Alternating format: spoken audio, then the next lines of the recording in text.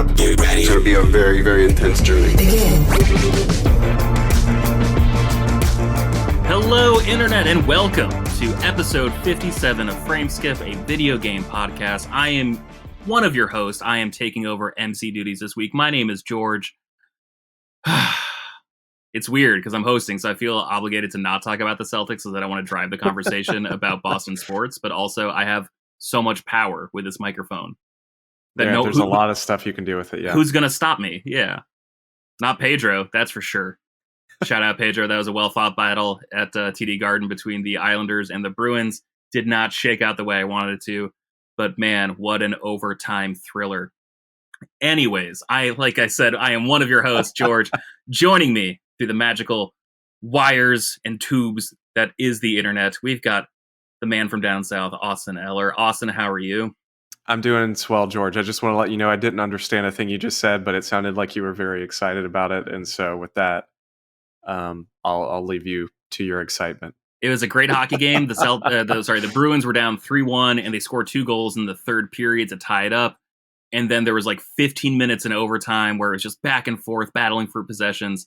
And then there was a weird pass to a Bruin that bounced off someone's skate, and it set up an Islander to have like a perfect breakaway. And he just shot a beautiful goal on our goalie, Tuukka Rask. Got past the impregnable wall of Tuuk somehow. So it was an unfortunate ending to an otherwise amazing game. And the person with the stone cold face who was completely unamused by all this sports talk, Seth Slakehouse. Seth, how are you? How does it feel to be back in front of a microphone? Sometimes I lay awake at night sweating, thinking about how good of a game Fallen Order would have been if it wasn't a Metroidvania. I agree too. As someone that played 2 hours of that game, I agree. Yeah, should have been a hack and slash. Yeah, I agree. Yeah, and we also should have gotten a horde mode in that game and player versus player. Also, I gotta be honest, when they announced that Respawn was behind a Star Wars game that took place between episodes 3 and 4, I was expecting like a Republic Commando 2. You know, you hear Respawn, you know. Right. What's that saying? Like when you hear hoofbeats, think horses, not zebras. When you hear Respawn, think shooter, not third-person Metroidvania.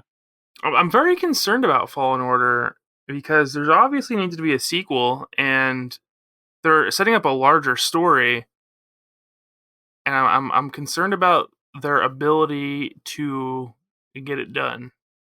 So does it end? I mean, I'm going to go back and play through it eventually. I'll probably do it once the full like PS5 version or whatever releases this summer, which I don't even fully understand considering it already got a next gen upgrade. Mm-hmm. But does the story end on like a cliffhanger, or is it kind of just like this is clearly building to something? It ends on a cliffhanger. Okay. Yeah, and the story doesn't take the twist you thought it would, or the turn you thought it would. Interesting. Yeah. Because It's strange because did you guys play The Force Unleashed? Like that game, 2008? Mm-hmm. I love Force 2009. Unleashed. Yeah. Loved it. I thought that game was phenomenal. They had a really good marketing rollout for the sequel that I was really excited by because they were sort of playing with this idea of the apprentice being back, but you weren't sure like which side he was going to align with. Like there was one trailer in particular where it was like Vader and Yoda like were just like in his head basically, trying to pull him in either direction. And then all of a sudden, Juno Eclipse is just like, she speaks out and she's like, but what about you? You know, she's like reaching out to the person, not like the force conduit that is his character. And I thought that was just like a gorgeous trailer that like really stuck with me. Like, listen to me, like reciting it, 13 years later. And man, Force Unleashed 2 is just such like a dog crap pile of a game. Like, I just really hate that game. It is 6 hours long. I can forgive the story being subpar. Like, there's so many average or even straight up bad Star Wars stories between, board games, comics, movies, whatever, episodes of Clone Wars, what have you.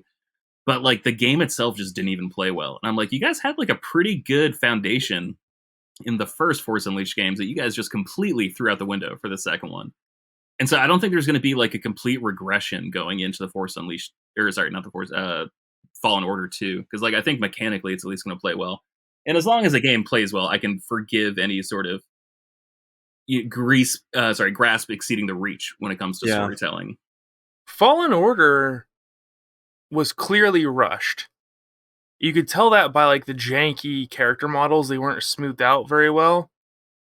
And I would really like to know what their overall plan is, because we haven't heard anything about Fallen Order 2 at all. Like that game has been a mystery, and I don't think we're gonna see it this year at E3, although we could. But there is a massive cliffhanger at the end of Fallen Order 1, and I would like to see them take it in a more straightforward approach. I think the gameplay is fine in Fallen Order. I just hated the Metroidvania aspect of going back and forth and exploring. Yeah. I hate it. Every time I boot that game up to play through it again, I'm like, this sucks. I don't want to do this. That was my thing, was like I jumped into it right after the end of the last season of Mandalorian, and I was like on such a Star Wars high. And I was like, yeah, I've heard the story's really good. Like, I really want to jump into it. But it turns out, like you said, I mean, most of the game is just like backtracking. And like, I get it. That's the kind of game it is. And just at the time I played it, it just wasn't really what I was looking for. I really wanted that like super linear, like story focused kind of beat 'em up Star Wars game. And that's just that's not what it is. So it should have been the Uncharted version of Star Wars. Is exactly. what it should have been. Yeah, I agreed. But I actually just came across this information. I'm surprised I didn't know about it this week. Did you guys know that Battlefront 3 was pretty much complete when they canceled it? The original Battlefront 3, right? Yes, the original Battlefront 3. Yeah, that's one thing that's always really bothered me, is that like the most ambitious Star Wars Battlefront games for the longest time were like on PSP. Between like Renegade Squadron and like I think it was Elite Squadron, like I believe, but like those were made by Rebellion, who did most recently like the Zombie Army games, a couple of the sniper games. Like they make like fun sort of like B tier stuff. But the Battlefront 3 is fascinating to me because they actually had the game like I said pretty much finished, and there's copies of it on Xbox 360 that people uploaded, and you can get like partial copies, and like people like pieced it together on PC that you can play. But it was actually so complete that they had started working actively on Battlefront 4. Wow. And there's art assets from Battlefront 4 that they were working on that sounded really cool. And it makes me sad that we never got it, actually, because they were doing all these what-if stories with Battlefront 4. So they were having like Dark Side Obi-Wan and Light Side Vader, and there was a whole bunch of really cool characters. Oh, there was Light Side Maul, Dark Side Luke. Yeah, it was like a whole bunch of what if characters in that game that I think would have been really, really cool to see, and we never got it. And also, Star Wars 1313 was like 70% done when they canceled it. That is still so disappointing that they canceled that game. It looks so freaking good. Yeah, seriously. If they wanted to like undo all the bad will they got with like the launch of Battlefront 2, honestly, I think it's been so long that it doesn't matter anymore. And like they basically just nuked every plan they had for Battlefront 2. So it doesn't matter, because like the bad Battlefront 2 existed for like a week, basically, before the plug on that monetization model was pulled. It didn't matter. It ruined the sales hype for that game immediately. It came to a screeching halt, you know? Yeah, but it still sold super well, though. Like, but like, man, if they wanted to reverse that sort of sentiment towards them, all they had to do was release 1313, or like announce that it was like going to be completed. Like that maybe should have been Amy Hedig's thing. Was just hey, we got this thing that's like mostly done. We need to finish it, and also you're the person to like meld two different studios, work on this, and like make it feel cohesive. Like I think that would have been like a good like layup for Amy after what happened to her at Naughty Dog, and just sort of like to help her get her groove back. Well, this all started because I saw a tweet from one of the 1313 devs that was like talking about how they were still so heartbroken about the game getting canceled, and if they wanted to get the team back together and finish it, she would be 100% down for that. And I was like, oh, wow, that sucks. And then I went into like seeing how finished the game was, and differing according to different people, of course. But apparently the game was like very far along in development. And like I said, then I saw that was even the furthest game along in development from Star Wars that was canceled. Battlefront 3 was like weeks away from being gone gold. And they canceled it. That's insane. I assume that would have been like 360 PS3 gen, right? Yes. All right. And like there was a lot of good ideas in Lord of the Rings Conquest, which was like, I assume it was Pandemic that was making Battlefront 3, right? Because they made the first two. I would think so. Let me look that up. That's what I was doing right now. Because Pandemic made the first two, and then they also made Lord of the Rings Conquest, which was like a super fun game. Like that was, for all intents and purposes, like the Battlefront 3 on next gen at the time, like on PS3 and 360. The developer was Free Radical Design. Free Radical. Wait, weren't those the dudes who did Time Splitters? Interesting. Time Splitters, yeah, yes. I think so, yeah. They were making Battlefront 3, but they lost the license right at the end. I guess Pandemic must have been closed at that time then. And like the last game Pandemic made probably was Lord of the Rings Conquest, which is like just straight up Battlefront structure. But they figured out a really interesting way to like integrate hero characters into the world. And they did a really good job of making like huge masses of people. You know, it says LucasArts judged that Free Radical was unable to deliver on its August and September milestones. You would assume they were falling Battlefront 3 on 3 points. First, Haze siphoned resources during the first half of Battlefront 3's development. Second, Free Radical underestimated its ability to meet milestones. And lastly, because Free Radical kept missing assigned dates, so that was the reasons they canceled it. But like I said, it was pretty much done. That's crazy. Yeah, that's crazy. Considering how well Battlefront 2 did back in the day. It's weird. I really hated Battlefront 2 when it came out. Like, I thought it looked worse than the first game. Like, I thought the draw distance was somehow worse. Probably because, like, the worlds were bigger. I didn't really like how it felt compared to the first. And I thought it just, like, generally looked less cinematic. But, man, that has been my go-to comfort game lately. Like, because of, like, the backwards compatibility on Xbox One. Like, when I can't sleep or, like, you know, when I'm up late working and I just like need like a 20-minute break, I'll just like jump in and I'll just like max out the settings to like, okay, I want 400% reinforcements. I want this to be like a half-hour long game. I want to go to Tatooine, Mos Eisley. I want to play as the Empire. I just want to kill as many Wookiees as I possibly can. And I'm sorry, it's so good. I don't mean to keep going back to this, but I just read, and I think this is so fascinating. Steve Ellis, who was I think one of the main guys, top guys, I don't know his exact position, but he said we had a 99% finished game that just needed bug fixing for release. We 3 to 4 weeks from going gold. Oh my god! Can you imagine, dude? That's such a loss of resources. I wonder if it's still floating around out there somewhere. Well, man, I mean, I feel like it has to be. With Aspyr, like releasing old games, I don't know if they have the rights to publish Star Wars games before a certain date.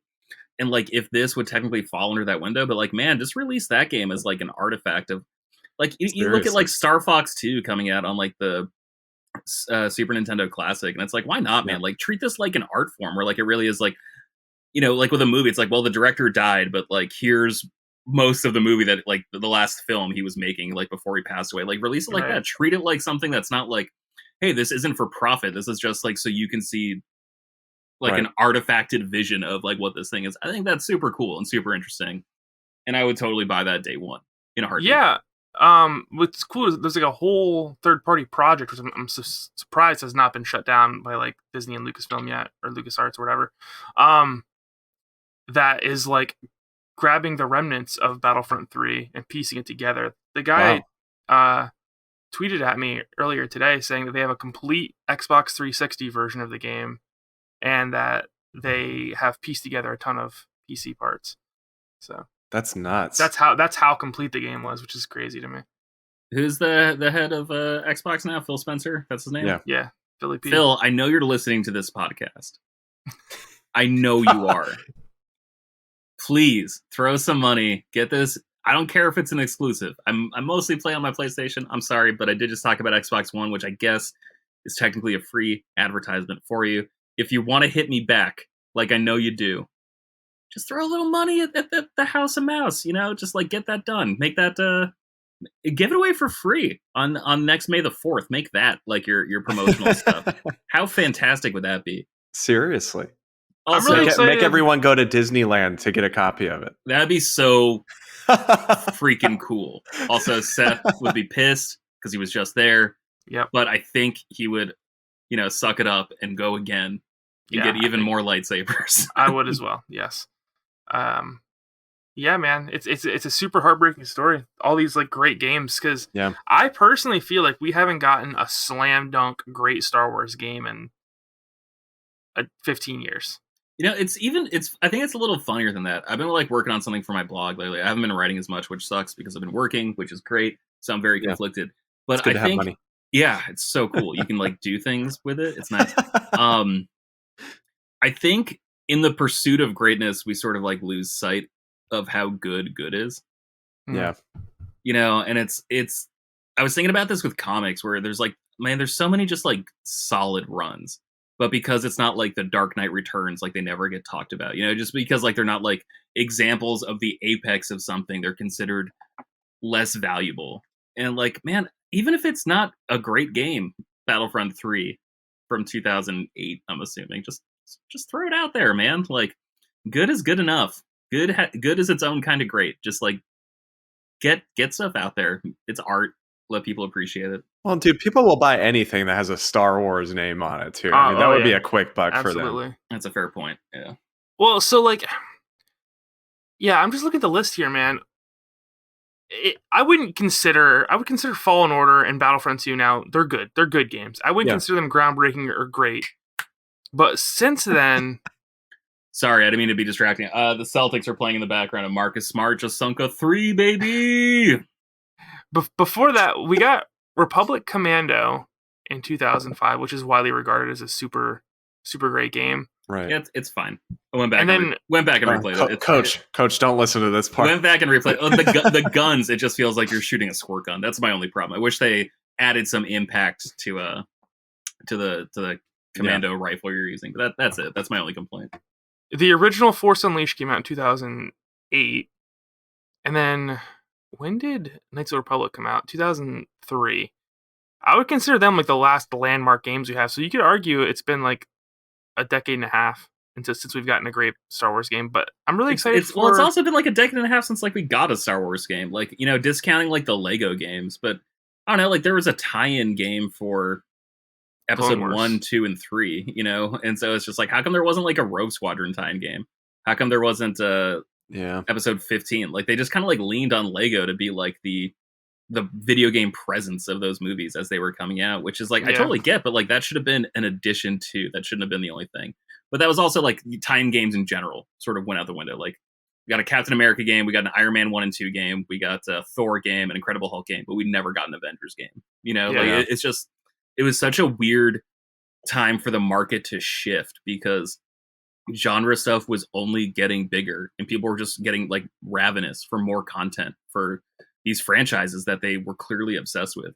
And it just sort of diverted to phone games. And like, that was where a lot of Star Wars games lived, right? Like, was it Galaxy of Heroes and Star Wars Uprising, I think was what it was called, which was like their kind of like Diablo-like game. And like, even that game like had its moments, had its merits. That's fascinating to think about there. Like just, 15 years ago, the amount of like movie tie-in games. And then you think now, console wise, at least in PC, I mean, there's really nothing like you said, George, it's pretty much all on phone, like completely unrelated to the Star Wars conversation. But I just thought that was kind of interesting to think about. Yeah, I was writing an article for a website about that where it's just like, yeah, man, there was a Dark Knight Rises game that came out on phone. Yeah. It was like a 1v1 like Street Fighter like game. It's just like, well, that's not what I expected at all. I mean, it wasn't very good. But I remember the one people used to always talk about. There was that Matrix game that was like technically like canon or something, right? On PS2. Mm-hmm. People always used to talk about that one, which is Into the Matrix, right? Like that one actually had what's her name? Black chick with these super cool hair and incredible, like she was the only person in that entire movie trilogy that actually had cool sunglasses. I can't remember. Relax. Come on, man. I don't remember. Now that game was actually, it doesn't control super well, but again, that was like another example of a game's grease. I keep doing that. Yeah. Grasp exceeding its reach. I keep trying to portmanteau grease into the word. All right. Any more to add to this? Because I think we're doing this in lieu of talking about what we've been playing because we have not been playing very much. No. Austin, you've been moving. I have. Seth, I've been playing life. Yeah, Seth, you've been living. I've been playing Control, but that's it. I'm about 10 hours in, and I don't know how I feel about it. Sure. It's just like, the story is so convoluted that I was talking to you guys about this in the chat earlier. Like, I just don't. I'm starting not to care because I have this character and I don't know her backstory and I don't know what's going on in the story. I'm just going from point A to point B, killing things, waiting for the story to unfold, and it's taking way too long. It is very drawn out. Yeah. Like, you don't. Do you already know what like I guess I don't know how to not spoil this for people, but like the thing that is with her. Have you already figured that out? She talked to Emily about it. And that was the first conversation she talked about it, and that's as much as I've gotten. I'm not satisfied with that. Okay. Well, yeah, because that's like, I mean, that's a major part of that game. And like if you're 10 hours in, the first 10 hours, you still don't really get like an answer as to what's happening. And it's like brought up in like every single piece of dialogue with her. It's like very, like, I love that game, but I agree. It's a little too convoluted sometimes. I mean, when I need to play through it still and finish it up, but when I was playing it, it was kind of like, well, man, this is like so mentally draining to like try and play this game and understand what's going on. It's fine. So the game super funny though, because the thing it always gets compared to is Twin Peaks, and that show is like the exact same way. Where it's just like, hey, we got this weird mystery, and you're like, you think you're about to figure something out, but it turns out it's just a new weird wrinkle added to this weird mystery, and you're like, oh man, that's really interesting, but also, I really thought we were going to do this thing. I don't know how much longer I've got in me. How much longer do you got? Oh, 5 more seasons. Okay, cool. Over 30 years. Tight. That's awesome. Cool. The game is massively inspired by SCP. Are you guys familiar with SCP? Mm-hmm. Yes, the same clown posse. Yeah. I don't want to like abuse my power as host, but that was a really good joke, and Seth, you barely reacted. That was a rough joke, George. That was a really good joke. All right, if you're listening to this, please let us know if that was in fact a good joke or a rough joke. If you laughed, please write in and tell us. Yeah, Austin, I expect something from you first. Okay. I don't know. It controls fine. It plays really fun, so that's good. But other than that, we'll see how I feel next week. I'm probably gonna finish it up in the next couple of days. It's a really pretty game. Yeah, it's got a lot of cool like particle effects and stuff in it. Yeah, I never played Alan Wake, so I can't really speak to that game necessarily. But like I played Quantum Break, and I really enjoyed Quantum Break, and I played a lot of Control. I didn't beat it. Came out right as I was like, oh, I'll play this for a little bit, and then I like went to see family. Like I got it right before Christmas, and I got distracted and never picked it back up. But I feel like a lot of games by them are like, but games. Like, this is really great, but like there's always like a caveat that has to be like served with those games. Mm-hmm. Like Quantum Break was super fun, but the television thing was so weird and like off-putting, and it like kind of ruined the game. Even though it was like such an interesting, like novel idea. I'm really glad someone tried it. I just wish it wasn't in that game. Like I think it would have been stronger somewhere else. I haven't played Quantum Break yet, and I do want to eventually after I beat Control, but at least with Alan Wake, I wouldn't really say that was the case with that game. There wasn't really anything too out there with it. Okay. But the only thing I would say is that, and this isn't the game's fault, this was just budget or whatever it is, that game literally ends on like the largest cliffhanger possible. I mean, that story is like the complete opposite of complete. Okay. And just never went anywhere. I know there's like that new DLC for Control and he's in it, so I wonder if they kind of fix things there, but reconcile that. Did you play American Nightmare, like the DLC follow-up? A little bit, but it's basically just like horde mode. There's no story to it. So interesting. One thing that I think is interesting is I actually love deep, convoluted stories. Yeah. Like one of my favorite franchises is the Xeno franchise. That's now on Nintendo, right? And those stories and worlds are like super deep. And I love diving into stuff. But there's always like small subplots that are in the forefront, and then like the massive like deep mysteries and whatnot are behind that you figure out later in the game. This doesn't have any of that. It's just like for instance, in Xenoblade 2, you get like Rex. He's like, he like wants to be this famous like miner or whatnot, and he's got his relationship with his friends and stuff. That those stories are all unfolding. But in Control, it's just Jesse's story. Yeah. And I don't know anything about Jesse. I don't know anything about this world, and they're not giving me any information about this world, which is why I'm getting frustrated. And I'm like, well, I mean, it's like they present the whole world in front of you, and you don't understand any of it. Yeah, like, there's nothing. Fair, doesn't she not understand this world either? Like, isn't she like literally you? Well, no. So that's also frustrating too, because she knows a lot more that is going on than she should. Yeah. But it's not. But she doesn't. She's talking like you're supposed to know that, but you don't, because she hasn't brought it up yet. It's super annoying. Gotcha. Also, the janitor. What's going on with him? I haven't figured that out yet. the janitor. Just What is a he random doing? janitor that is apparently super powerful somewhere. I don't know. I need to beat that game. I mean, I love the story in that game. I think it's super fascinating, but like I said, it's so draining. Yeah, man, the janitor, he reminds me of like the robot from Invincible, where like, or it's just like, man, you haven't like done anything yet, but like I've got my eye on you. Like there's just something about you. I don't like the cut of your jib per se, and I'm looking out. I'm gonna sleep with both eyes open when you're in the same building as me. Yeah, I thought he was gonna be like this benevolent force, and then there's this. The last time I had this moment with him, he's like, "I did you a favor. Now you owe me a favor, and I'm gonna come at any point in time." And I'm like, "Oh, okay, so he's a bad guy." And you're like, "Actually, I've read Faustus. That's actually not how it works." You freak.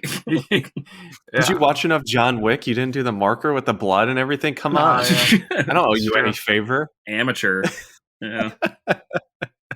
That's all I got. Yeah, I played a little bit of Mass Effect.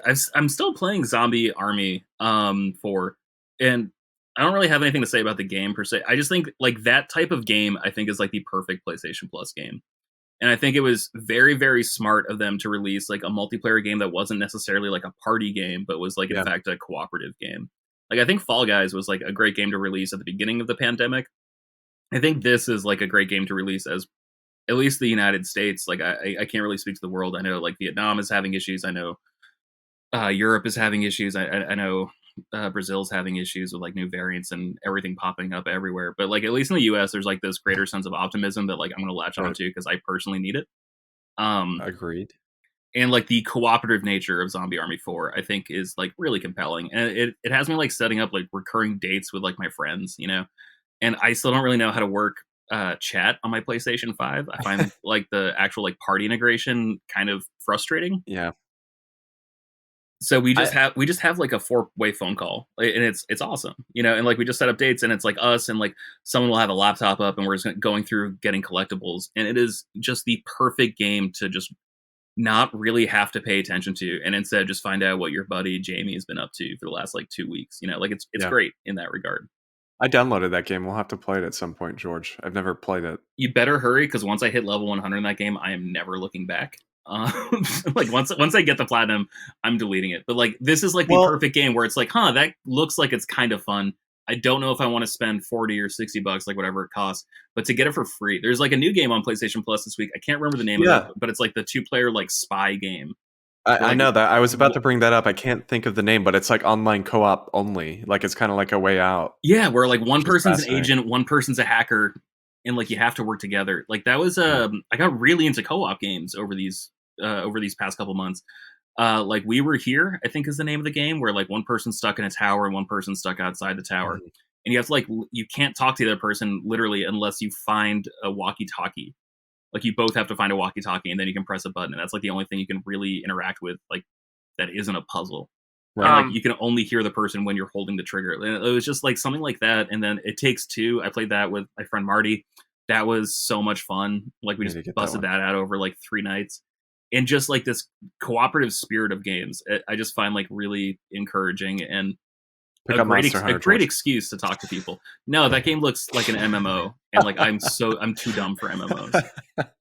By the way, I still need to play Final Fantasy 14 for Seth, but like I am just generally too dumb for MMOs. Like I couldn't get into DC Universe Online, and like I have literally thousands of comics by DC. Yeah, that game's not very good. Yeah, no, that game sucks. Okay. The game you guys were talking about, by the way, is Operation Tango. Thank you. Yes, that is the one. Yeah. So, but I was going to say the Zombie Army game, isn't it made by the same people that did Sniper Elite? Yeah, no, it's by Rebellion, the guys who did like the PSP Battlefront games. I didn't know that. Yeah, wow. And it's super.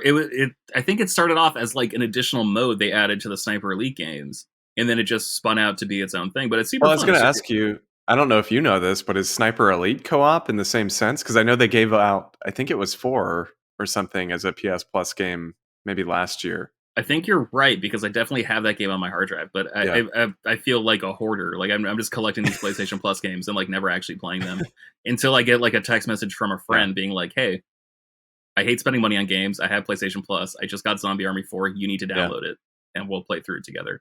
And so it's just been us doing like a trophy hunt together, and it's been super fun. And I got 2 friends who normally don't care at all about trophies. to get into it with us. And like, that's been an absolute blast so far. I got a friend who has, I think, 1 platinum, and he's just like, yeah, I'll get this with you. Like, let's do all the collectibles. And then I got another friend who's like, he's discovering trophies, and like he 100%ed Skyrim like on PlayStation 4 and like got obsessed with that. And now he's just like, yeah, man, I'm on the big kahuna now. Like, I'm going to platinum Red Dead 2. And I'm like, you're my God, you're absolutely crazy. I was Good like, luck. have you looked up a guide? He's like, what's a guide? I'm like, oh, muffin. Like, there's missable trophies. You gotta do your research. Like, not all platinums Jesus. are created equal. oh, they No, are they're most really definitely not, not. especially when Elijah buys them. Hey, just making sure Elijah's listening. Bada bing, bada Send a boom. question or comment or insult to Seth the 90s Kid, but whatever you do, don't follow him. Don't follow me.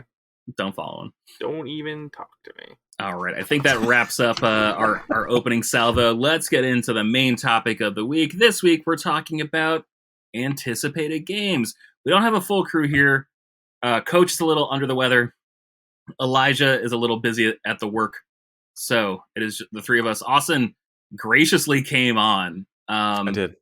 Despite being... Well, you're gonna be back pretty often now, right? That's I should be on every week now. Yeah. Again, we've moved, and so I no longer have a 2-hour and 15-minute commute every day. So it's a good change. That's a good change. Yeah, I am now spending about like an eighth of the time in the car as I used to every week. So I'm very excited about That's that, cool. and that means I now have time to do. But also I know literally anything. I know you weren't planning on coming on tonight until the last minute. So, yeah, well, it's just because we're still unpacking a little bit, but it's fine. We've only got, at this point, I did a lot this morning, so we only have like 6 boxes left. we've only I'm got really 38 excited. boxes to go. Yeah, it's fine.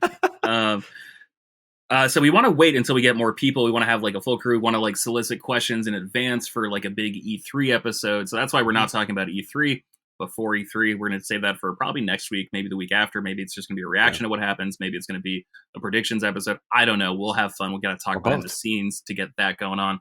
But before that, there's a whole bunch of games that are coming out that have already been announced. We wanted to talk about some of the things that we're excited about looking forward to the rest of this calendar year. And so I've got a list here from Games Radar about all the upcoming games, and I've picked out the ones I'm super excited for. Did you guys do the same? I can't remember if everyone did their homework or not. I did. I did go through the list of upcoming games for 2021, and we were talking about it earlier. I have a few in mind. Cool. Not many, Okay. but a few. All right. Who wants to go first? Does anyone have any games for June that they want to talk about first? No. Okay, I have one. Okay. What's up? I'm sure this is on your list too, George. I hope it is. But freaking Ratchet and Clank Rift Apart. Oh my god, I want that game so bad. It totally is. Can I be completely honest with you? Yeah. I have played exactly 2/3 of one Ratchet and Clank game. I did not grow up with this franchise. The PlayStation 4 remake. I do not know this franchise. I can't believe you didn't beat it. It's so good. At all. It's super good. I really enjoy it. It's also really long and big. And like when I say like play it, well, like in terms of like I want to play it to get the platinum. So like I'm looking at the platinum and I'm like, that's a long time. Let me save this for when I'm more in the mood. Right. So I don't really know this franchise, but like there was that state of play, I believe last week, maybe the week before. And it looks super exciting, like just to like sort of put my PlayStation 5 through the paces. But why are you excited about Ratchet and Clank Rift Apart? You know, I actually wasn't a huge Ratchet and Clank fan when I was a kid. I got into it more when I was older. I think when I first got into it, it was when I got my PSP 3000, I think it was, that had the silver bundle pack that came with Ratchet and Clank Size Matters, which was the PSP Ratchet and Clank game. And I loved that game. And so after playing through that, I think at some point I went and played the Ratchet and Clank Future games, which I loved on PS3. And then eventually they did the trilogy remastered for PS3. And so that's when I went back finally and played the old ones. But I adore that series. There's just something about it that, you know, it's so goofy, but it's also like somewhat serious. I mean, you're walking around with these like giant guns that do various things. And well, that's the thing, right? Like you're playing as a Lombax, which forgive me, I'm not a xenobiologist, but that's a made up creature, correct? Yeah, I believe so. So you're playing as he's like an this, alien. Yeah, you're playing as this weird meerkat who's friends with a robot, and they're just like, how do we get this person to shoot as many different types of guns as possible? Right. It's like, it's such like, you're right, it's such a goofy, weird concept, but like it's such a competently well-made game. Like it's like one of the better third-person shooters I've played. You know, that's not like a super intense cover-based or like realistic modern approach. Like it's fascinating how much they care about making this ridiculous thing good. Yep. And they really have, in my experience. Yeah, and the characters are so good. I mean, the stories, they're usually pretty lighthearted, but they do typically have like kind of a serious aspect to them. But just like the way things play out and like the personality of Clank and Ratchet and the way they interact with each other, it's just so good. Yes. And the I think, game is so smooth; it looks so good. Right. Like the animation is insane in that game. And that's what I was about to bring up, is like you can't mention this series now without looking at the PS4 version and then now this, and just, I mean, it's some of the best graphics I've ever seen. It looks like a Pixar movie. I mean, it doesn't look like a video game. It's insane. And more than that, like I think we talked about this when the PlayStation 5 was new, but we were talking about how, like, you know, next gen is normally something you see or something you hear. But what was interesting about the PlayStation 5 was that next gen was something you felt, like with the controller specifically. Right. You know, like playing through Astrobot. Like that was just like you never sort of had that sort of feeling before. And like that was the next gen part, and that was really exciting. And it's interesting that like it's not even the performance. I mean, I guess it is a performance, but like the way you're able to load into new areas is like the benchmark that separates this game from everything that came before it in terms of the franchise. Like I think that's really interesting, where yes, there is a visual fidelity that has never been matched before by any game in this series, but it's so much more than that. Like it's what this technology affords the series to do, which I find really interesting, and it made my list. I'm super new to the series. I'm going to try to finish the PlayStation 4 remake before Rifts Apart comes out, and I'm sure I'm going to buy it day one and not touch it until August 5th or something. You know, it's gonna take some time after I platinum and just completely ruin myself with the franchise. But I will play it this summer, I promise. Yeah, it is super good. All right, I've got a couple other things for you coming this June. So let me know if any of these stand out to you. Let's see. So that comes out June 11th. Let's see. What's it? Final Fantasy VII Remake Intergrade comes out the day before. That comes out June 10th. Do you guys care about that at all? I know you're big Final Fantasy fans, but I believe that is the PlayStation 5 version of Final Fantasy VII. Yes. But also no. Like, I'm super excited because, you know, it's more Final Fantasy VII Remake, but I also feel like this is just a hold us over type of thing, because we're getting a Yuffie DLC. First off, Yuffie's maybe my least favorite character of the main cast. But also, I don't feel like I need to replay all of Final Fantasy VII again yet, because I feel like I just beat it yesterday. So I don't feel like I need to replay Final Fantasy VII Remake again yet. It's great. I love the game, but there's still some stuff I want to do on my like original save file. And also, I don't have a PS5 yet, so because there's nothing I want to play on it. But I don't even know if I'd be really interested in this if I had a PS5. So just because I don't know this Yuffie DLC, I mean, was this something, her story or whatever that they're presenting in this DLC? Was this like in the original game, or is this some new thing that they're covering? Okay. No, this is all original. In the original game, you met Yuffie pretty early on by random chance, by random battle. She would show up, and then you would have to answer her questions correctly. She's actually a completely missable character. You can go the whole game without Yuffie. Interesting. If you answer her questions wrong, then she'll just dip. But she became such a mainstay in the series. You know, you can also miss Vincent Valentine. Mm-hmm. But I think those are the only two skippable characters that you can miss. So save the money. Save the money. Don't buy a PlayStation 5. Don't buy this game. Just buy a PSP and buy Final Fantasy 3 for $10. That game is fantastic. Really, really. I haven't played it in like 2 months, but man, I really like that game a lot. I need to finish it. I'm super close to the end. But man, that game is really special. And it made me way more interested in Final Fantasy than any other game has. And so because of that, I also bought the 4 remake for PSP. So my plan is to not necessarily go in order, but like I know I need to check out 6, which I've never touched. I know I need to check out 4, which I really didn't like the DS version of that game, like the chibi art style, but I'm enjoying it for Final Fantasy 3 on PSP. So I don't know like if something changed or if I changed. But I am moving Final Fantasy VII up my list of games to play considerably higher than it was Good. before sort of diving into this franchise. All right, so that's one game. Here's another game. Actually, let's go in order. Modern Horizons 2 is a new expansion coming to Magic the Gathering. I'm super excited for it. I know you guys probably don't play Magic the Gathering, at least currently. I've never played it, actually. So there's a whole bunch of different formats for Magic the Gathering where it's basically just like different rules and stipulations about like which cards you can use, how you play, how you interact with other people during the games. And this set is made specifically for one format called Modern, which is basically like the most competitive version of Magic, I guess, where it's like the idea is that like Standard, which is like all the current cards, that should take like 5 to 6 turns, 7 turns maybe for like a player to win. Modern is like a turn 3, turn 4, so it's just like how fast the gameplay goes. And it goes back to a certain era, like a certain card set where like you have to use cards that only look a certain way because that was when like the modern order format came out for the cards. And so every card going forward was allowed to be played in the set, but no card before then. And this card is made to supplement that format specifically, but there's so many cards that are great in other formats. So I'm super excited for this just because it makes Modern a little bit more exciting. Like they just print cards that like directly answer problematic decks, that directly boost underrepresented decks. And so I think it's really interesting that they're not waiting for like the theme of like a brand new set. They're just creating a set to sort of like fill in the potholes and do some patchwork on the format. So shout out to the MTG nerds out there. I bet you're looking forward to Modern Horizons 2 as well. The next game I'm looking forward to, Dungeons & Dragons Dark Alliance, June 21st. I saw that.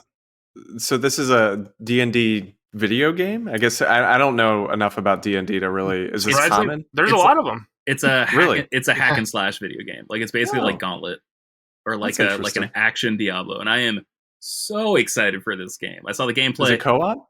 It is. Wow. So, Austin, you're probably going to be surprised to find out all the Baldur's Gate and Neverwinter games are also D&D games. I did not know that. Yep. Did not know that. But I've never played any of them. And all I really want is Baldur's Gate 3 to come to console, but like I doubt it's going to anytime soon. Just like the way like Divinity Original Sin took like its sweet time coming to console, the way the other one whose name escapes me that was very similar but turn-based.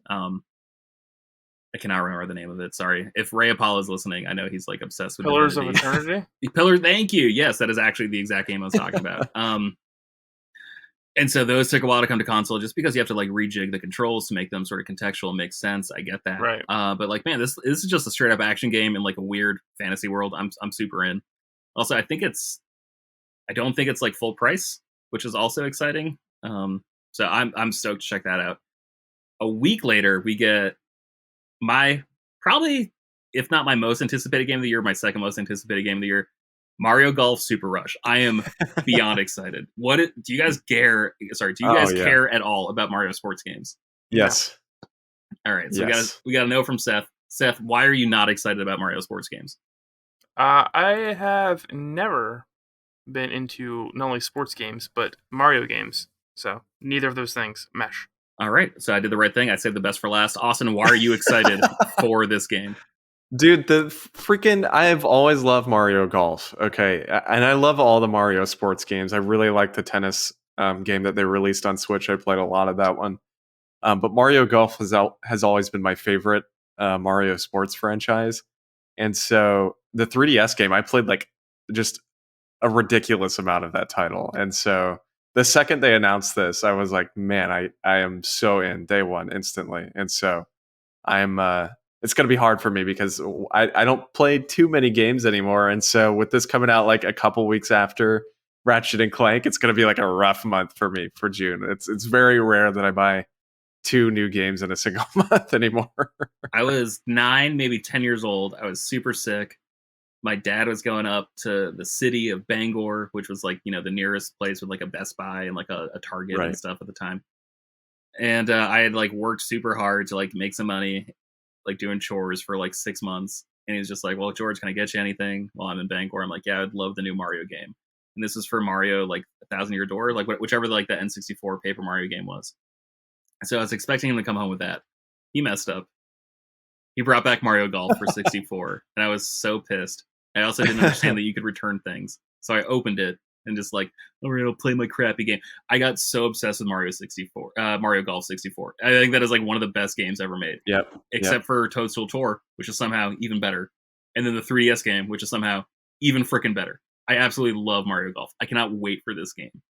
Yeah, Andy and I are both getting it. I'm so excited for that game. I mean, it's the thing was too with the 3DS one. The thing that I loved about it, and they kind of did this a little bit with Mario Kart 8, but they had that tournament thing where you could people could create a tournament and then they would just give out the code. And so one of my favorite things was like back in the day when I used to frequent IGN.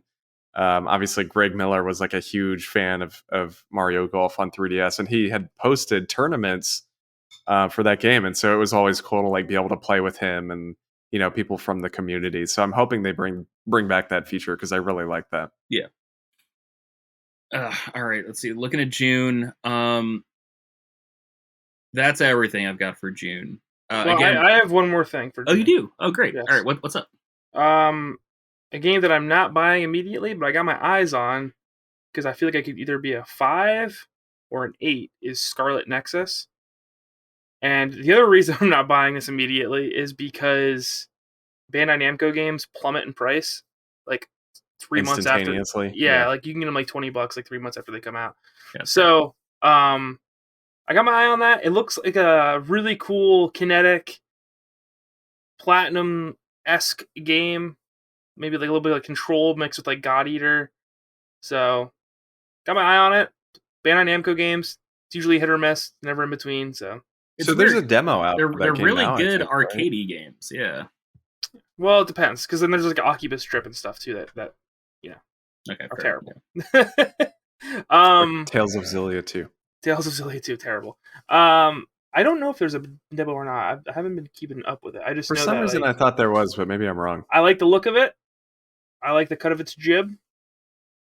Is that the new podcast? Like the way we measure things.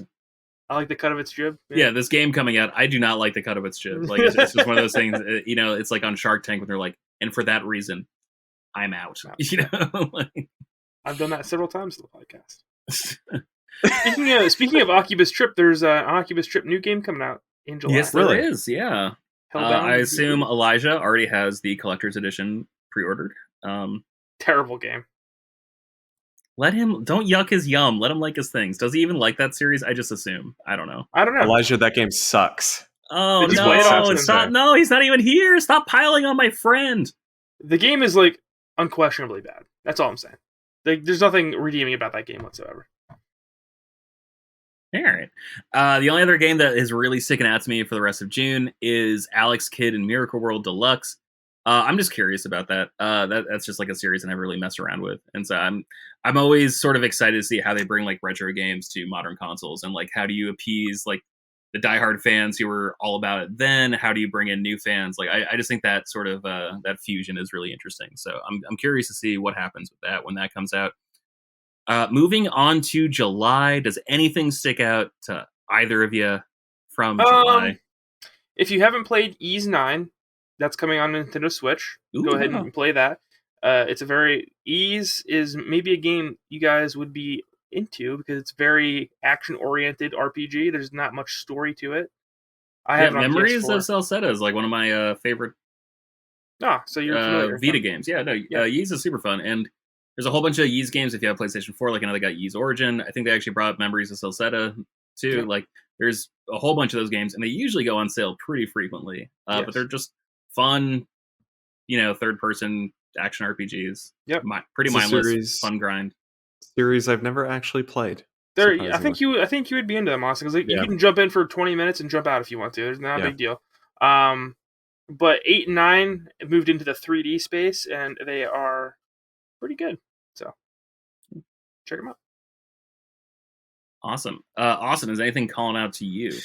Yeah, there's a couple, and I didn't write down the dates. I think these are right. I know Monster Hunter Stories 2 releases in July. July 9th, Yeah, it looks really good. Really, really excited for that one. And it kind of seems like you don't have to have played the first one, which I'm hoping, because there's no way I'm playing through the first one before July. Right. It's on phones, and I've actually heard really good things about the phone port of that game. Frequently goes on sale for $5. So, yeah. That's how I got it. And then the Great Ace Attorney Chronicles comes out next month, and that's actually, I know you guys aren't really into Ace Attorney, but those are two 3DS games that were Japan only. They never came west, and so they've been out in Japan probably for 4 or 5 years at this point. And they're pretty interesting. It's kind of like it's a side kind of spin-off of Ace Attorney, where it's like a This is like old the feudal Japan. right. It's like a Okay. feudal Japan era Ace Attorney, and like the main character is named Sherlock Holmes, and like it's just this like feudal Japan Ace Attorney thing. It's fascinating. So Thank I'm you really for excited clarifying for that. it. I thought that was a weird fever dream I had, but apparently Well, not. So- And I guess they're allowed to name it Sherlock Holmes or something in Japanese because it's like written in Japanese, but they couldn't name him Sherlock Holmes in the English copies. So his name is like Herlock Sholmes or something in the copies that are coming out next month. Incredible. Absolutely incredible. I really thought he would have been public domain at this point. I know, that's what I thought too. I mean, he was like, what, like 1880s, 1890s? Yeah. Like, come on. Apparently guys. he's not. I guess He's they must literally have removed it or older than something. copyright law. Come on now. Seriously. So those are my two though. All right. I'm just gonna say it. I'm really looking forward to Skyward Sword HD. Ooh. Kind of forgot about that, to be honest. I had a really hard time getting into that game on Wii just because I felt like every 2 minutes I had to constantly stop and recalibrate my Wiimote. And so I found that really frustrating and sort of got in the way. I also think that was like kind of the beginning of like the sterile look of Zelda. And I just thought like the art direction was like not very interesting, and at the time I chalked it up to the limitations of the Wii. So I'm really interested to see what stronger hardware can do, because I didn't really like Breath of the Wild, but I did feel like it at least had a lot of personality in like its like little character animations, just like small things. And so I'm confused but anticipating this game, just because I'm not sure. My dog is coughing in the background. I'm really sorry. I thought someone was trying to break into your room he just again. kept coughing or sneezing or whatever he was doing, and it just threw me for a loop. And like, I don't think I'm actually confused. I think I was confused about the dog, and then I just replaced that word with what I was about to say. I am curious. That's a better word. I'm curious to see what happens with this game. And also, they, in theory, fixed it with giving like the aiming control to like the right analog stick. Well, funny enough for me, I'm actually kind of unsure about this game, and I loved Skyward Sword on Wii. It has a very slow opening. Mm-hmm. The first 3 hours are like abysmal, but the rest of the game I loved. I thought it had one of the best stories in Zelda. It's really the first time they like really went for like a super interesting narrative, I thought, but there's too much about the remaster that's kind of bothering me. Like it seems like they're not adding literally anything. And they're still charging $60. And then not just that, but the whole like having to have the amiibo to do the instantaneous travel to Skyloft or whatever, which would, I mean, that would come in like, it would just be super helpful to like have that option. Mm-hmm. The fact that you have to have the amiibo for that, the one thing that it seems like they're adding into the game is super frustrating, but I'll probably still buy it. Seth and I talked about it on last week's episode, which as of this recording has not released yet, but you're going to get a double dosage of frame skip this week. So look forward to that. And we talk about that, and then we very quickly go off topic, because I think both of us are a little frustrated and confounded by it, but ultimately we don't care enough to make too big of a deal about it. But it is crappy of them to do. It's just to lock.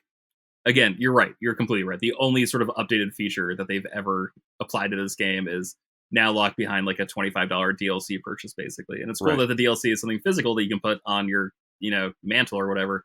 But it's still like, okay, so all of a sudden this $6 game becomes an $85 game.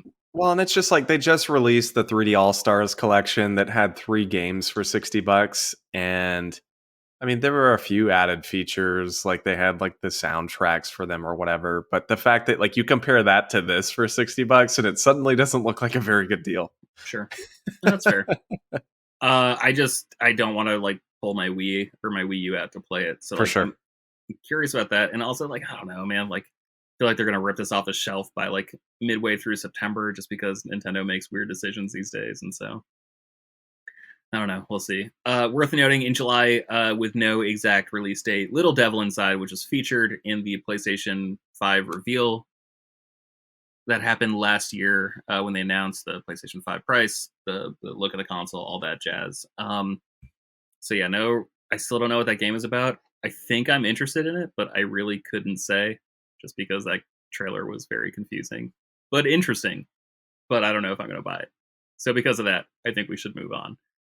August. Does anything from August interest you guys? Yes. Talk to me, Goose. What's up? The game I've been waiting for since I was like 13, No More Heroes 3 is coming out. I was going to make a joke that it was No More Heroes 3. I'm really glad it actually was No More Heroes 3. Dude, I love No More Heroes. It's so goofy and like out of control. Like, Austin, have you ever played the No More Heroes games? No, I actually haven't. All right, so imagine, I don't even know how to like explain it. Have you ever played any Suda 51 games? I played. I don't know if I have actually. I've played Grasshopper games, but I don't think I've ever played. Okay, I got it. Imagine the ridiculousness of Yakuza mixed with a cartoonish like anime world, mixed with like your character's name is Travis Touchdown. He's got a lightsaber and he charges it by shaking it like he's jerking off. Yeah. Yeah. And you had to do that with the Wiimote, right? Yeah, and you had to do that with the Wiimote, and it's awesome. Well, that and like the whole premise was like, I'm the world's 6th best assassin. I want to move. I want to be the world's best assassin. And it's like, all right, like you live in a world where like killing is like accepted as a pastime. Like, yeah, man, like I understand the world we're in. Like, let's go, let's do it, let's get you there, Travis. And my favorite thing about these games is that you take side jobs to get money. So like in between fighting assassins, like you're gonna go mow grass and whatnot to make some extra cash on the side. And I'm like, this, like the game is a giant meme. Both games are. The second one was a little bit of a letdown for me, but this one looks so good, and I cannot wait to play it, man. Like I'm super excited that Nintendo actually decided to sack up and make this game because I think it is awesome that they did it. Also, for those of you keeping score at home, Brooklyn is only up by 7. It is 75-68, which is pretty embarrassing considering the Celtics only have one good player on their team. And I thought Brooklyn had the big 3 of the future. So, your move, Brooklyn. Your move, Brooklyn. Yeah. God, I hate James Harden so much. I hate Kevin Durant so much. I hate Kyrie so much. But he's so good. But Kyrie is so good. I love watching him play, but I hate him. And I love watching Kevin Durant play, but I hate him. And James Harden. James Harden is so funny because there was actual timeout from the podcast. There was like a statistical analysis done that James Harden, who is like the point guard for the Houston Rockets for the longest time, there was statistical analysis done by someone on Reddit who could prove that in like cities with higher rated strip clubs, his performance went down. And so that's like been an ongoing joke with him that like he loves basketball, but not as much as a good strip club. And then someone actually did the work and proved that in cities where there was an abundance of top tier strip clubs that like he was just so much worse on the road than he was in cities that just didn't, like Boston. Like he crushed us in Boston. There are no good strip clubs in Boston. I know, I live there. Trust me, there's no good strip clubs in Boston. And so the fact that like he was great there and both of them, and then they were just like he was just terrible in Atlanta is just like hilarious to me. I think that's like one of the coolest, best pieces of investigative journalism that no one has ever cared about except for me. And I'm ready to move on to the other games of August. Okay, anything else stand out? Oh, you're not done with. Well, no, I was going to ask you. Didn't. Are you a fan of No More Heroes? I never played 2. I played 1, and I really liked 1. One's amazing. I want to buy the Switch ports so that I can play them because I know they released 1 and 2 on Switch. Did they really? Mm-hmm. I thought that was limited run. No, they have like the digital copies still. Oh, cool. Oh, I'll have to do that. I would love to play them again. I grabbed that in college. And it was so much fun. Like that was like it was nice to have a reason to play my Wii that wasn't just like, oh, my friends are drunk and we want to play Mario Kart. Like that was such a good. It's just a crazy, like ridiculous game that's so endearing to me because it doesn't take itself seriously whatsoever, like at all. Mm-hmm. Like you walk, it's one of those like things like you walk into the boss room and the boss has his back turned and he's like, oh, you're here, finally. like he lights up his lightsaber or whatever it is, and you just go fight him, you know? It's like awesome. I love it. But that's it. Sorry. Go ahead. All right.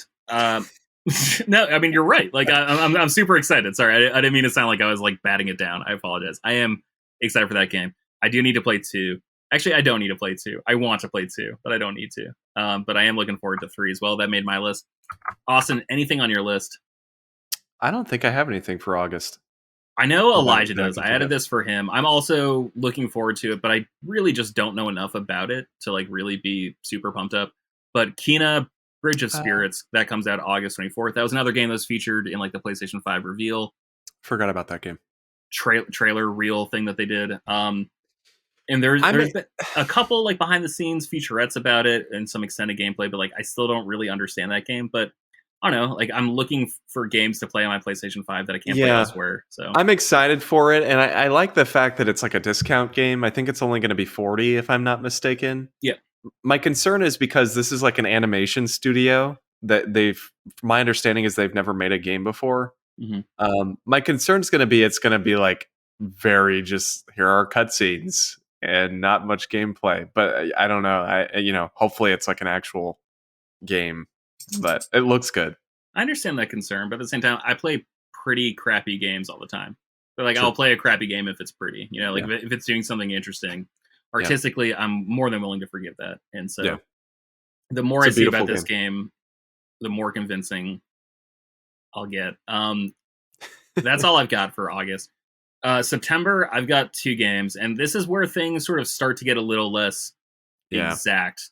And so we're going to mention a couple other games that do not have release dates for this year, but September and October are pretty much like the last guaranteed release dates, except for, I assume, Seth's most anticipated thing of the year, which comes out in November. So September, anything for you guys?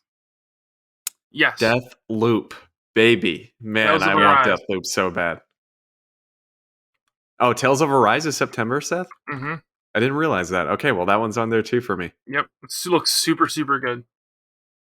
Is this, when you say Tales of Arise, is that just like a Tales of game?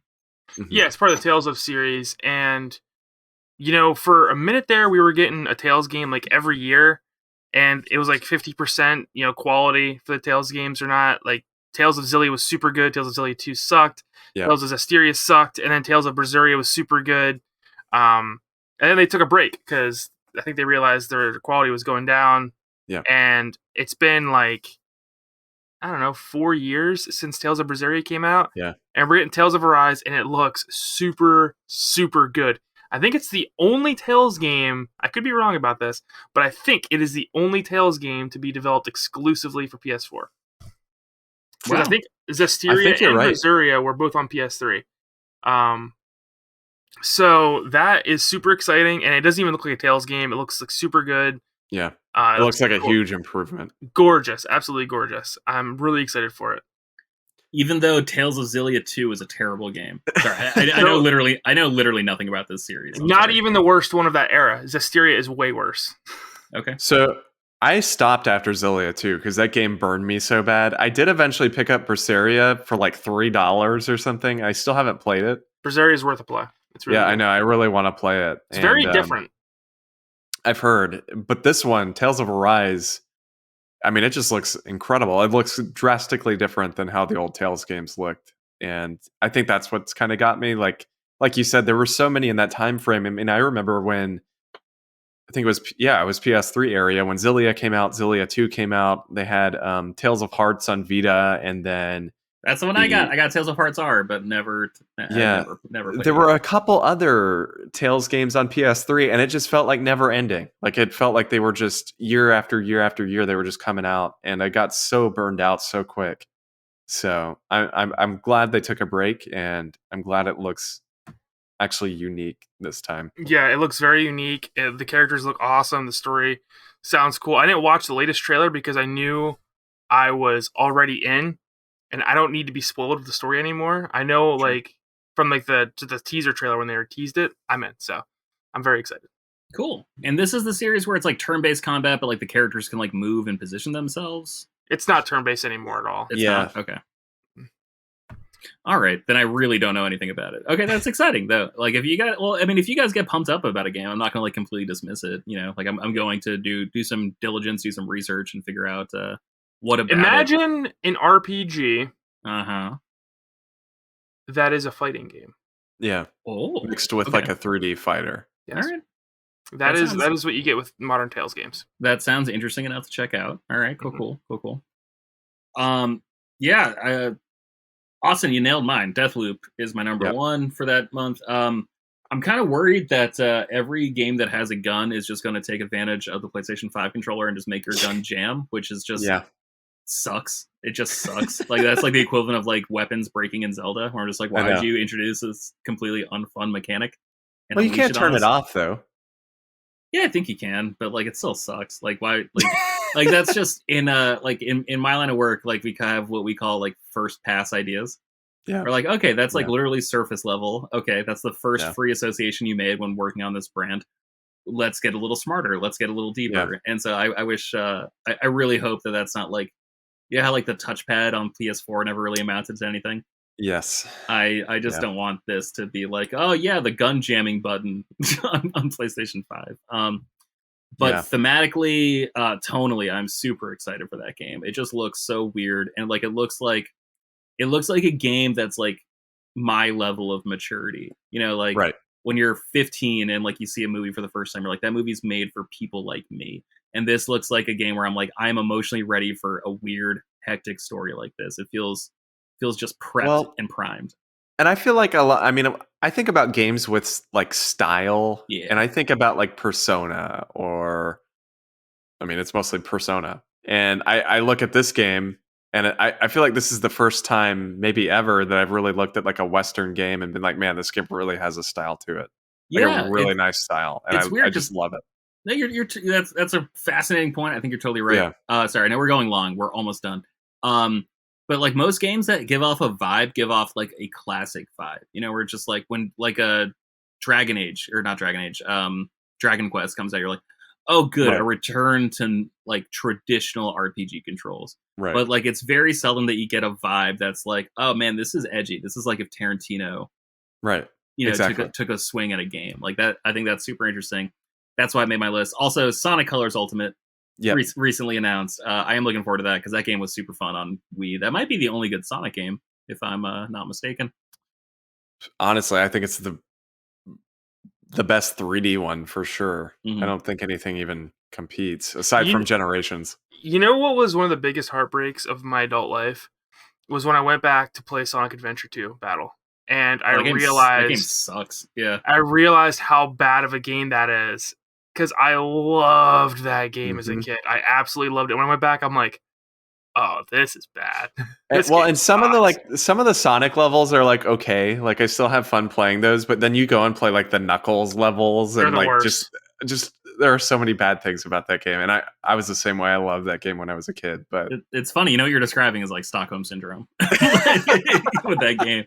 No, dude, I really want to like love those games. And like I do think they play better on Dreamcast because you're like physically holding like the awkward piece of crap that is the Dreamcast controller. And so you're like, it's a little bit of a time machine, but like, I don't know, trying to play that game on 360 or like Xbox One, just like, oh man, like, I know. I'm literally holding the future. I'm trying to engage the past, and I'll tell you what, not good. One of the best ways I thought Sonic played, and I think this is one of the reasons the 3D Sonic levels did so well, there was a game that came out on Wii, and I can't remember the name of it. Secret of the Rings. Maybe that is literally the worst Sonic game I've ever. Right, but hold on. It is. It was, but instead of horizontal, which I always thought was terrible for Sonic because of how fast it goes, it's vertical, so you can see things coming at you almost like a free runner. That I thought was a really good gameplay design for Sonic because, like I said, you can see vertically, and he's supposed to be so fast. Right. I hated the Sonic 2D games because the game was built around you going fast as Sonic, but it penalized you for doing that because not only does the game get harder, you actively miss things. Yeah, right. But with a camera point of view in front of Sonic, you don't have that problem anymore. Sure. So I don't know. All right. Anything else for September jumping out at you guys? No. All right. That brings us to October. There's 4 games. I'm just going to read them all out, and then whichever one jumps out at you, we could just do. Far Cry 6 comes out October 7th. Back 4 Blood comes out October 12th. Ghostwire Tokyo, in theory, comes out in October. And Stray, in theory, comes out in October. That is another game that we don't really know anything about. That was also featured in like the PlayStation 5 reveal trailer. Ghostwire Tokyo, I guess, is technically the same thing. Dude, I don't know about that game. I don't know anything about it.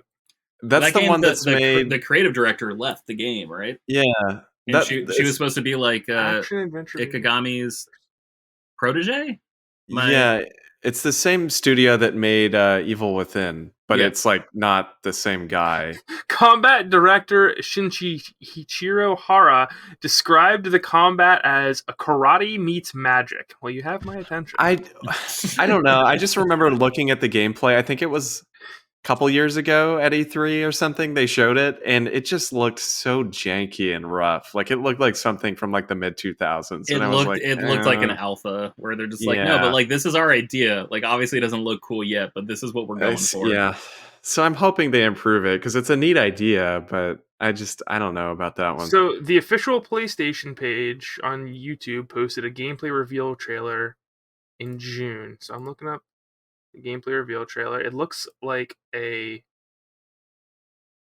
looks so janky. I don't know. Skyrim point of view. Yeah. Yeah, actually, that's a good point. Like the footage I can remember, it really looks like someone's casting Fireball in Skyrim. Yeah. It doesn't.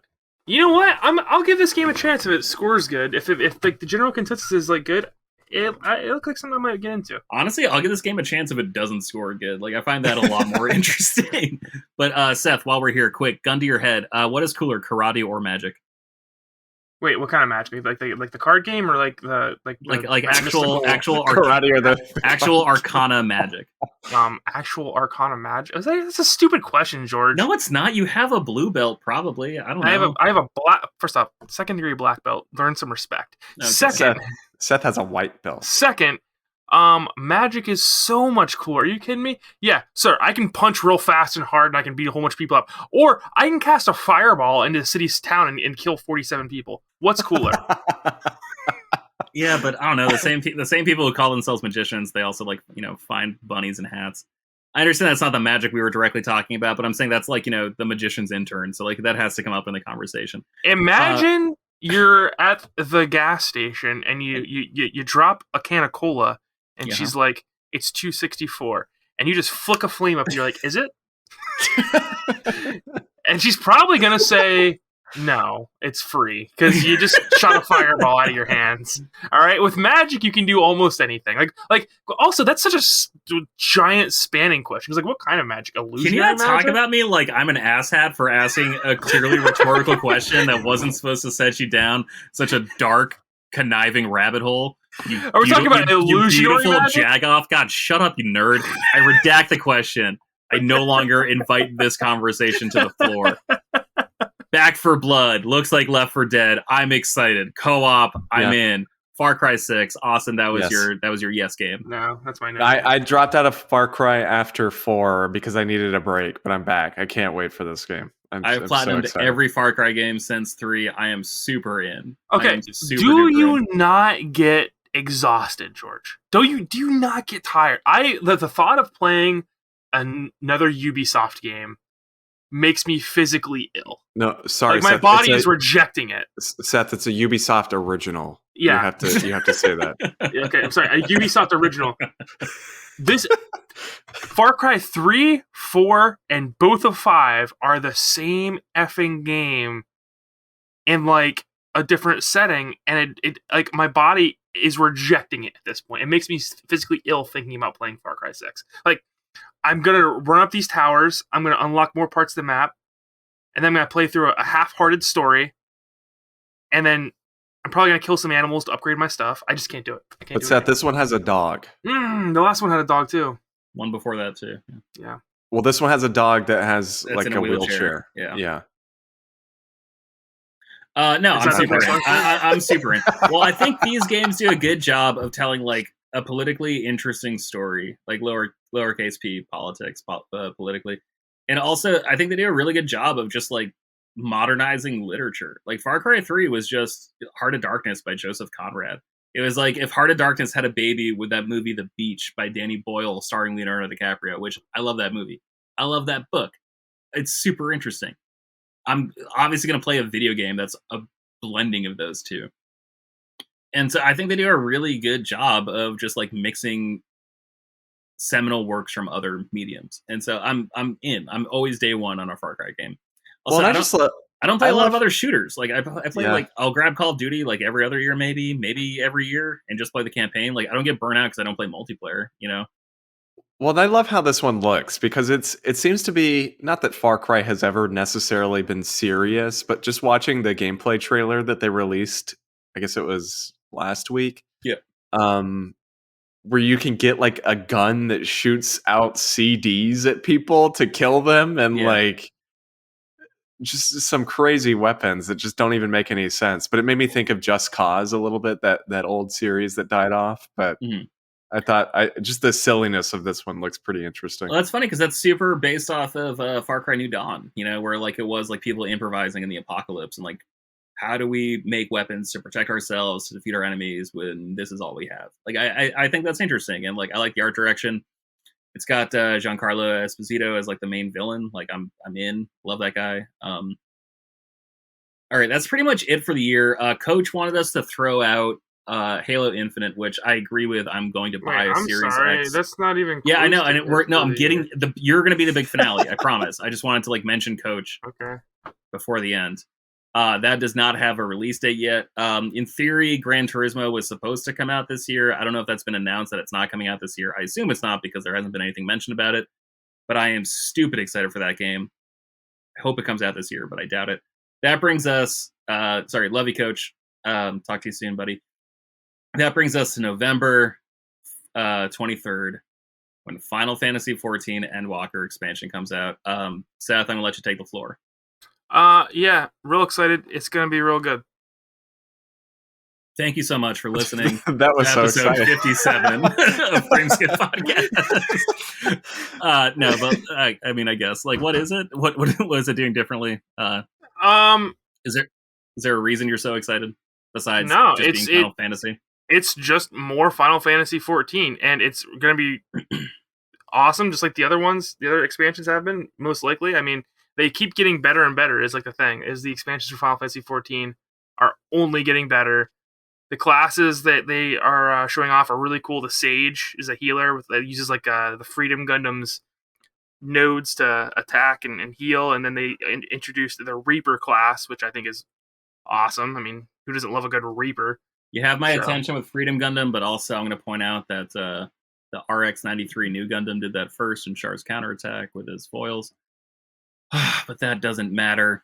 The story's real good. I'm in. I'm going to check it out. I've downloaded it to PlayStation 5. I'm going to check it out. I am just waiting, bud. All right. So isn't this, and we can wrap it up after this, but isn't this kind of like, didn't they say this is supposed to be like the finale or something somehow of like the expansions? Yeah, that was super controversial. And he later clarified it was kind of just a bad. He's not very good at English, Yoshi P. Okay. He's real bad, and he likes to not use a translator because it doesn't come off genuine. Right. He meant that it is the final part of the first story. Okay. That makes sense. Does that make sense? Yeah, like the story started in the base game. Yes. Will end here, essentially. With all the Ashians and whatnot. It's the final part of that.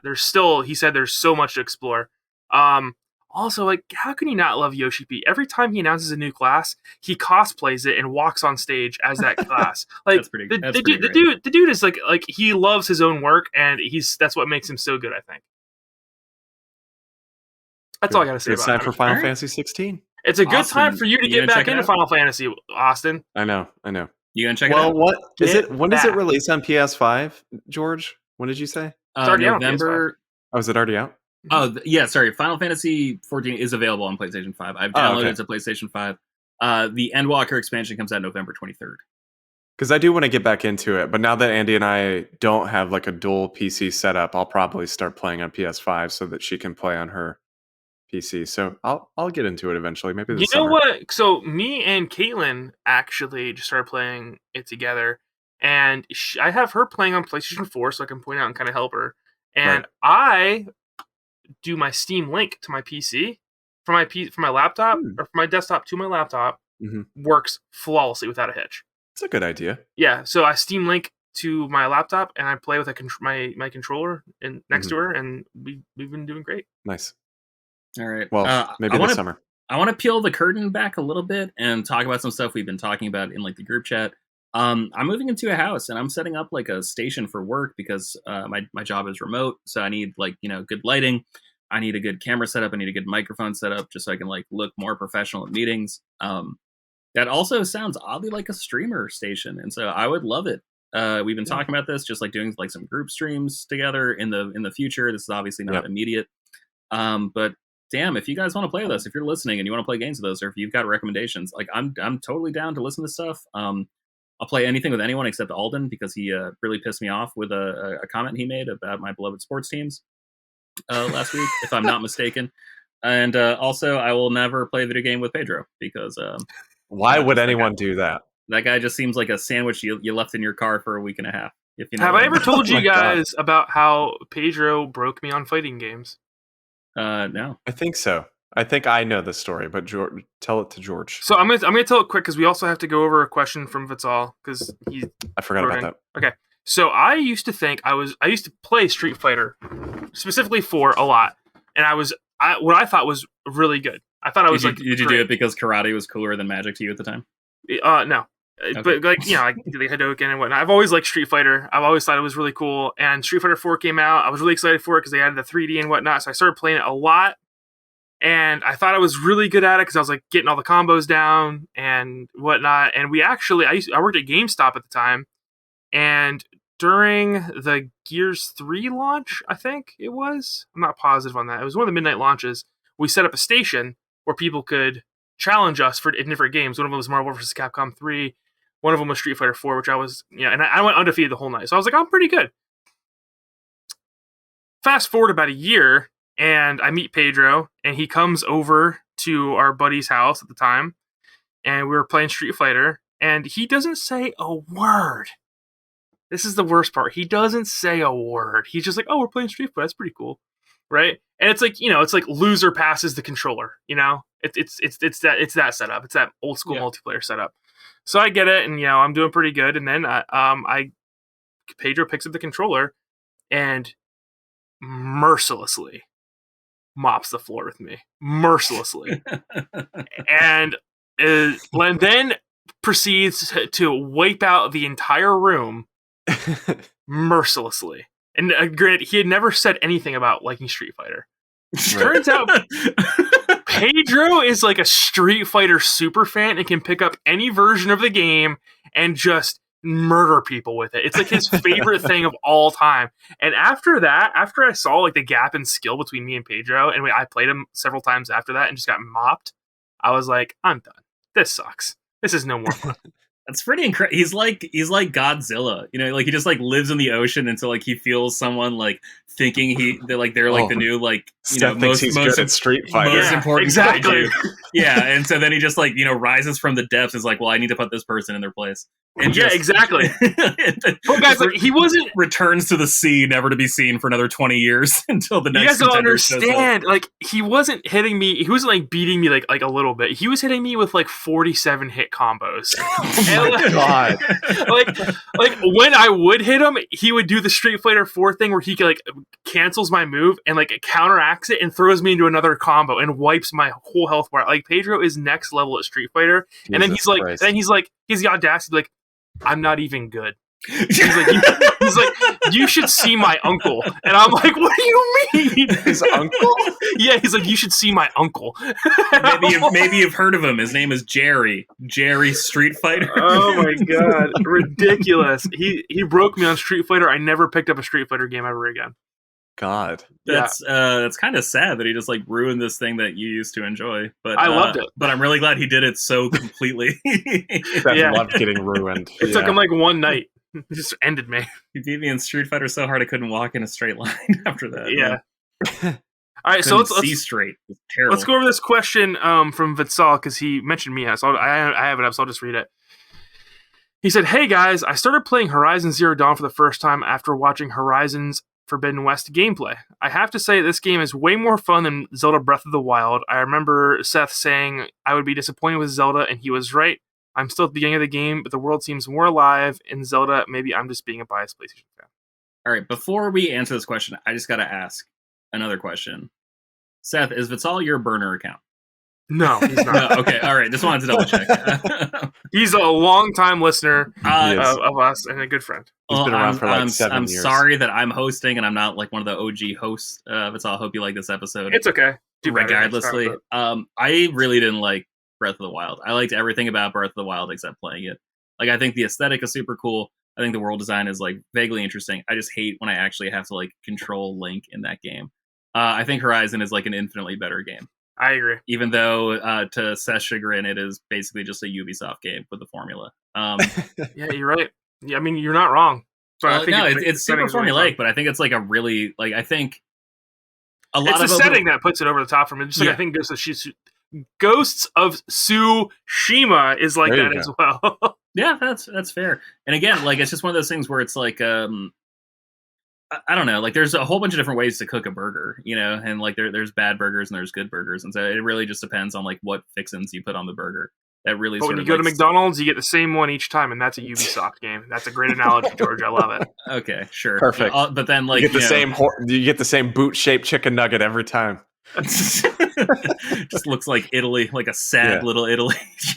The thing is, like, I don't dislike Horizon. It's just I just can't get into it, and I don't know why. Like, on paper, I should love that game, and I'm gonna give it one more shot before honestly, play it on easy. Forbidden West. Like I know. Like I really need people to stop acting like difficulty in a video game is like some sort of like measure of like your love of video games. It's not, man. Like just play it on easy, so like you get to do the mechanics they want you to do, but like, you know, you get to feel powerful in the game, which is like what the game is all about. It's just like sort of cutting out the middle 20 hours of like getting you to the point where you become the ultimate apex predator. Just play it on easy. Well, and I think that's the thing for me is like Breath of the Wild I felt was so exploration focused, and Horizon is not that way at all. And there's nothing wrong with that, but I think the problem was I played it right after Breath of the Wild and like trying to go from this game where you're like climbing anything you see and finding stuff everywhere to this game where you really can't climb anything and it's more story focused. It was just like a weird contrast. And so no, I think that makes perfect sense. I just got so frustrated in Breath of the Wild when like, you know, you'd be climbing a mountain, you were almost at the top and then it starts raining, you know, and then like you'd lose that progress, or like, you know, I'd have to carry 14 swords with me as I like, you know, venture into like a rage inducing. It sucked. It sucked, man. Like that was like Immortals Phoenix Rising, I think, is like probably the best version of Breath of the Wild there is, just because super colorful, super pretty, super interesting story, but like you don't like, it's just none of the frustrating parts that like make it a video game. Like I feel like they were just like, but we need to make it more of a game with Breath of the Wild, and that I just found so frustrating and annoying. Well, my last comment that I'll say on this, and then we probably should wrap it up because we're running pretty long this week, but sorry.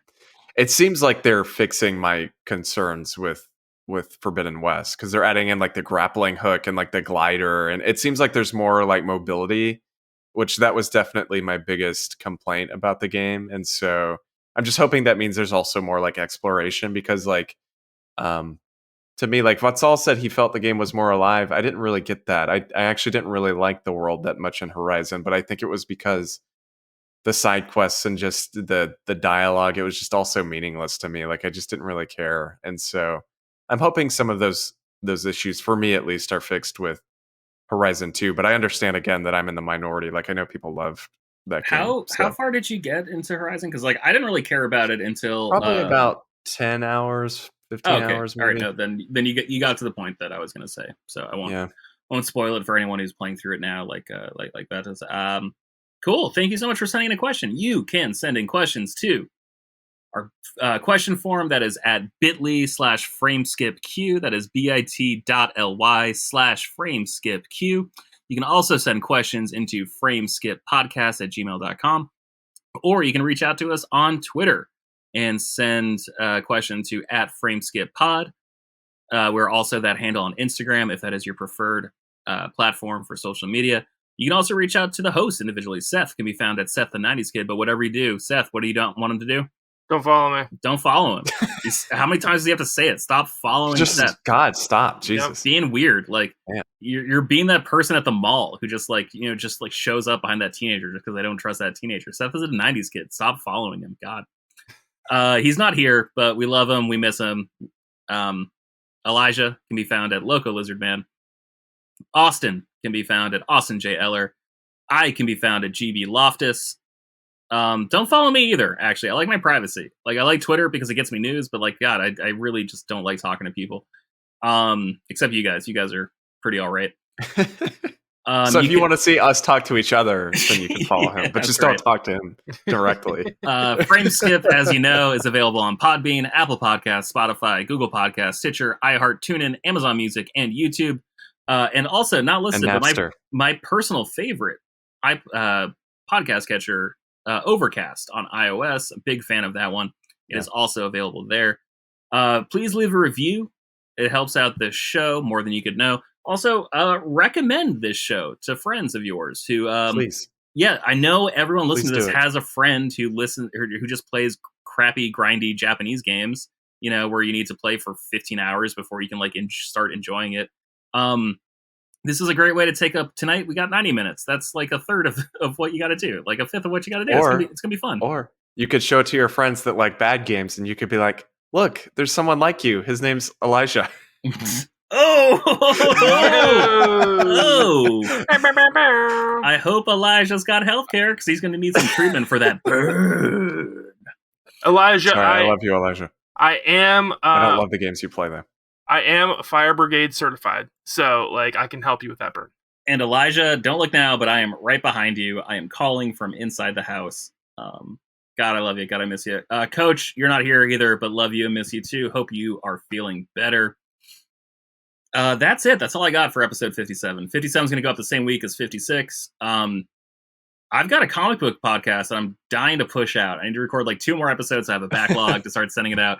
And then you can start listening to my favorite era of Marvel Comics. That is the mid-2000s, the Bendis era of comics, and everything good and terrible that came because of it. That's all I got, guys. Any last words? Nope. All right. I don't have any last words.